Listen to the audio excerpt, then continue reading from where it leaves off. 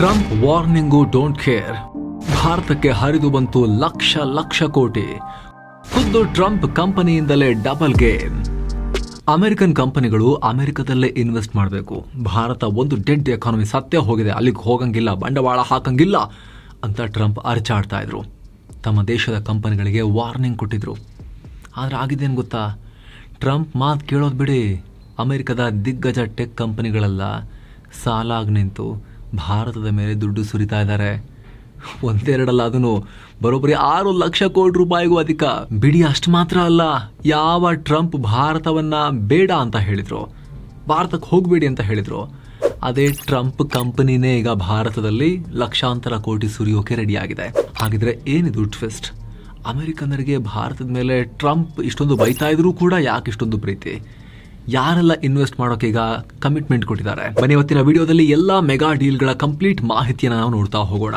ಹಾಗೆ ಸ್ನೇಹಿತರೆ, ಎಲ್ಲ ಮೆಂಬರ್ ಓನ್ಲಿ ವಿಡಿಯೋಸನ್ನು ನೀವು ಕೂಡ ನೋಡೋಕೆ ವಿಡಿಯೋ ಕೆಳಗಿರೋ ಜಾಯಿನ್ ಬಟನ್ ಮೂಲಕ ಮಸ್ತ್ ಮಗ ಪ್ರೀಮಿಯಂ ಮೆಂಬರ್ಶಿಪ್ ಫ್ಯಾಮಿಲಿ ಸೇರಬಹುದು. ಸ್ನೇಹಿತರೆ, ಇನ್ವೆಸ್ಟ್ಮೆಂಟ್ ಅಥವಾ ಹೂಡಿಕೆ ವಿಚಾರಕ್ಕೆ ಬಂದರೆ ಡಿಸೆಂಬರ್ 9ನೇ ತಾರೀಕು ಭಾರತಕ್ಕೆ ಗೋಲ್ಡನ್ ಡೇ, ಮಂಗಳವಾರ, ಫುಲ್ ಮಂಗಳಕರ.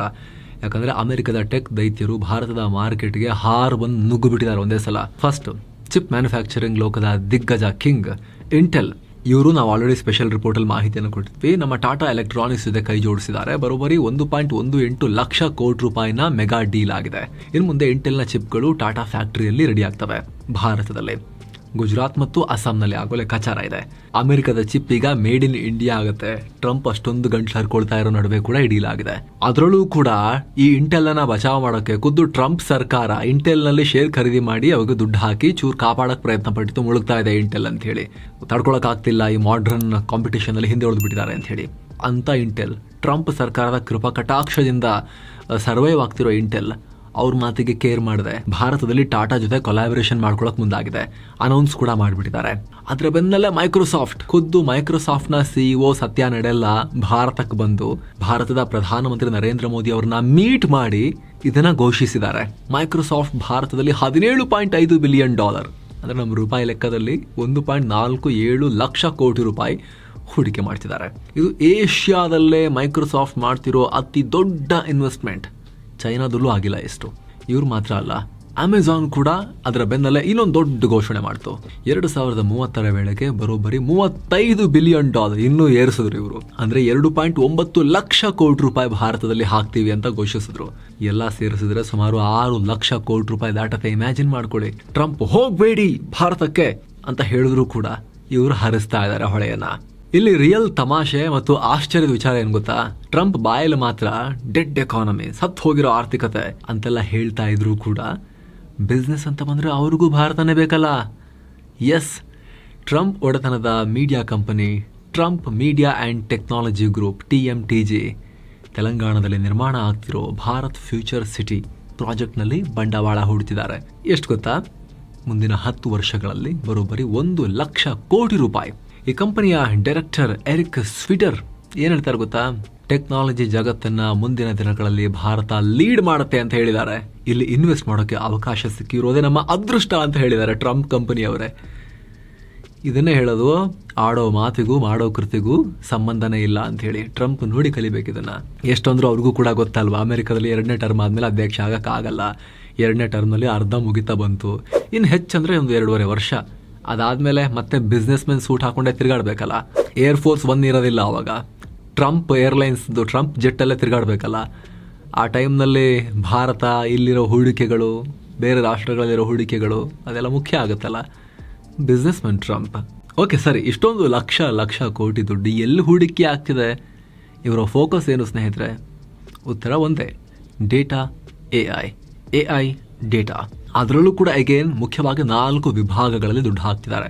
ಡೇಟಾ ಸೆಂಟರ್ಸ್ ಮುಖ್ಯವಾಗಿ ಸ್ನೇಹಿತರೆ. Data, new oil, new gold, what ever, ಅದನ್ನು ಸ್ಟೋರ್ ಮಾಡೋಕೆ ದೊಡ್ಡ ದೊಡ್ಡ ಕಟ್ಟಡಗಳು ಬೇಕು. ಕಟ್ಟಡ ಅಂದರೆ ಬರೀ ಕಾಂಕ್ರೀಟ್ ಕಟ್ಟಡ ಮಾಡಿ ಒಳಗಡೆ ಡೇಟಾ ಕೂಡ ಹಾಕೋಕ್ಕಾಗಲ್ಲ. ಅದಕ್ಕೆ ಇನ್ಫ್ರಾಸ್ಟ್ರಕ್ಚರ್ ಬೇಕು, ಸ್ಟೋರೇಜ್ ಡಿವೈಸಸ್ ಬೇಕು, ಕೂಲಿಂಗ್ ವ್ಯವಸ್ಥೆ ಬೇಕು, ಅಪಾರ ಪ್ರಮಾಣದ ಎಲೆಕ್ಟ್ರಿಸಿಟಿ ಬೇಕು, ನೀರು ಬೇಕು ಕೂಲಿಂಗಿಗೆ, ಇದೆಲ್ಲ ಬೇಕು ಆ ಇನ್ಫ್ರಾಸ್ಟ್ರಕ್ಚರ್ ನಿರ್ಮಾಣಕ್ಕೆ. Next, AI computing, artificial intelligence run ಮಾಡೋಕೆ ಬೇಕಾಗಿರೋ ಸೂಪರ್ ಕಂಪ್ಯೂಟರ್ಸ್. ಹಾಗೆ ಕ್ಲೌಡ್ ಸರ್ವಿಸ್, ಇಂಟರ್ನೆಟ್ ಸ್ಟೋರೇಜ್ ವಿಸ್ತರಣೆ, ಹಾಗೆ ಸ್ಕಿಲ್ ಡೆವಲಪ್ಮೆಂಟ್, ಭಾರತದ ಯುವಕರಿಗೆ ಟ್ರೈನಿಂಗ್ ಕೊಡೋದು. ಭಾರತದಲ್ಲಿ AI ಮಾರ್ಕೆಟ್ ರಾಕೆಟ್ ವೇಗದಲ್ಲಿ ಗ್ರೋ ಆಗ್ತಿದೆ. 2030 ವೇಳೆಗೆ ನಮ್ಮ AI ಮಾರ್ಕೆಟ್ $130 ಬಿಲಿಯನ್ ಮುಟ್ಟೋ ನಿರೀಕ್ಷೆ ಇದೆ. ಆರೋಗ್ಯ, ಕೃಷಿ, ಫಿನಾನ್ಸ್ ಅಂತ ಎಲ್ಲ ಕಡೆ AI ಬಂದಾಗಿದೆ. ಅದಕ್ಕೆ ಬೇಕಿರೋ ಬ್ಯಾಕ್ ಬೋನ್ ಅಂದರೆ ಡೇಟಾ ಸೆಂಟರ್ಸ್. ಅದಕ್ಕಾಗಿಯೇ ಗೂಗಲ್, ಮೈಕ್ರೋಸಾಫ್ಟ್ ಪೈಪೋಟಿಗೆ ಬಿದ್ದು ಇನ್ವೆಸ್ಟ್ ಮಾಡ್ತವೆ. ಆದರೆ ಒಂದು ಪ್ರಶ್ನೆ ಬರುತ್ತಿಲ್ಲಿ, ಟ್ರಂಪ್ ಇಷ್ಟೆಲ್ಲ ಬೆದರಿಕೆ ಹಾಕ್ತಾ ಇದ್ರು ಕೂಡ ಟೆಕ್ ದೈತ್ಯರಲ್ಲ ಭಾರತಕ್ಕೆ ಯಾಕೆ ಬರ್ತಾ ಇದ್ದಾರೆ? ಮ್ಯಾಗ್ನೆಟ್ ಥರ ಅಟ್ರಾಕ್ಟ್ ಆಗ್ತಾ ಇದ್ದಾರೆ. ಸುಮಾರು ರಾಷ್ಟ್ರಗಳಿದ್ದಾವೆ, ಅಮೆರಿಕನೇ ಇದೆ, ಯಾಕೆ ಭಾರತನೇ ಯಾಕೆ ಅಧ್ಯಕ್ಷರನ್ನ ಎದುರು ಹಾಕೊಂಡು? ಸಿಂಪಲ್ ಆಗಿ 4 ಕಾರಣವನ್ನ ಎಕ್ಸ್ಪ್ಲೇನ್ ಮಾಡ್ತೀವಿ ನೋಡಿ ಸ್ನೇಹಿತರೆ. ಒಂದು ಮ್ಯಾಸಿವ್ ಮಾರ್ಕೆಟ್, 140 ಕೋಟಿ ಜನ ಇರೋ ರಾಷ್ಟ್ರ ನಮ್ಮದು. ಇದರಲ್ಲಿ 100 ಕೋಟಿಗೂ ಅಧಿಕ ಇಂಟರ್ನೆಟ್ ಯೂಸರ್ಸ್ ಇದ್ದಾರೆ. ಪ್ರಪಂಚದ ಯಾವ ಕಂಪನಿಗಾದರೂ ಇಷ್ಟು ದೊಡ್ಡ ಕಸ್ಟಮರ್ ಬೇಸ್ ಸಿಗೋದು ಭಾರತದಲ್ಲಿ ಮಾತ್ರ. ಟ್ಯಾಲೆಂಟ್ ಪೂಲ್, ಅಮೆರಿಕದಲ್ಲಿ ಇಂಜಿನಿಯರ್ಸ್ ಸಿಗ್ತಾ ಇಲ್ಲ, ಆದರೆ ನಮ್ಮಲ್ಲಿ ಪ್ರತಿ ವರ್ಷ ಲಕ್ಷಾಂತರ ಟ್ಯಾಲೆಂಟೆಡ್ ಇಂಜಿನಿಯರ್ಸ್, ಕೋಡರ್ಸ್ ರೆಡಿ ಆಗ್ತಾರೆ. ಸ್ಕಿಲ್ ಇದೆ, ಜೊತೆಗೆ ಲೇಬರ್ ಕಾಸ್ಟ್ ಕೂಡ ಕಮ್ಮಿ. ಹಾಗೆ ಸ್ನೇಹಿತರೆ, ಎಮರ್ಜಿಂಗ್ ಸೆಕ್ಟರ್ಸ್, ಭಾರತದ ಡಿಜಿಟಲ್ ಪೇಮೆಂಟ್ ಮತ್ತು ಕಾಮರ್ಸ್, ಅದರ ರ್ಯಾಪಿಡ್ ಗ್ರೋತ್ ಮತ್ತು ಅದು ಹರಡಿಕೊಂಡಿರೋ ರೀತಿ ನೋಡಿ, ಬೆಳೆದಿರೋ ರೀತಿ ನೋಡಿ ಜಗತ್ತೇ ದಂಗಾಗಿದೆ. ಈ ಗ್ರೋತ್ನ ಮಿಸ್ ಮಾಡ್ಕೊಳ್ಳೋಕೆ ಯಾರಿಗೂ ಇಷ್ಟ ಇಲ್ಲ. ಹಾಗೆ ಚೈನಾ +1 ಕಂಪನಿಗಳಿಗೆ ಈಗ ಚೀನಾ ಮೇಲೆ ನಂಬಿಕೆ ಹೋಗ್ತಾ ಇದೆ. ಚೀನಾಗೆ ಪರ್ಯಾಯವಾಗಿ ಕಾಣ್ತಿರೋ ಏಕೈಕ ಬೆಸ್ಟ್ ಆಪ್ಷನ್ ಅಂದರೆ ಅದು ನಮ್ಮ ಭಾರತ. ಒಟ್ನಲ್ಲಿ ಸ್ನೇಹಿತರೆ, ಟ್ರಂಪ್ ಏನೇ ವಾರ್ನಿಂಗ್ ಕೊಡಲಿ, ಬಿಸ್ನೆಸ್ ಅಂತ ಬಂದರೆ ಜಗತ್ತಿನ ದೊಡ್ಡಣ್ಣಂಗೂ ಭಾರತ ಬಿಟ್ಟರೆ ಬೇರೆ ದಾರಿ ಇಲ್ಲ ಅನ್ನೋದು ಮತ್ತೊಮ್ಮೆ ಸಾಬೀತಾಗಿದೆ. ಈ ಹೂಡಿಕೆಗಳಿಂದ ನಮ್ಮ ದೇಶದ ಯುವಕರಿಗೆ ಲಕ್ಷಾಂತರ ಉದ್ಯೋಗ ಸಿಗಲಿ, ಆರ್ಥಿಕ ಅಭಿವೃದ್ಧಿ ಆಗಲಿ ಅನ್ನೋದು ನಮ್ಮ ಆಶಯ.